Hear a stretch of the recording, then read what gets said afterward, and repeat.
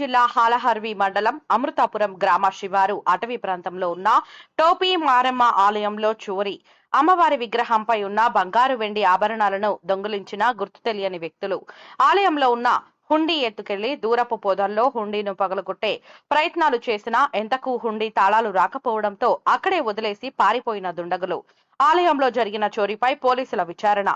గతంలో ఆలయ పూజారులే అమ్మవారి హుండీలో ఉన్న నగదును చోరీ చేసిన వైనం. సీసీ కెమెరాల నిఘాతో ఆలయంలో గతంలో జరిగిన హుండీ చోరీపై పూజారులపై పోలీసులు కేసు నమోదు. ప్రస్తుతం అమ్మవారి విగ్రహంపై ఆభరణాల విలువ, హుండీలో నగదు మాయంపై భక్తులు పలు అనుమానాలు.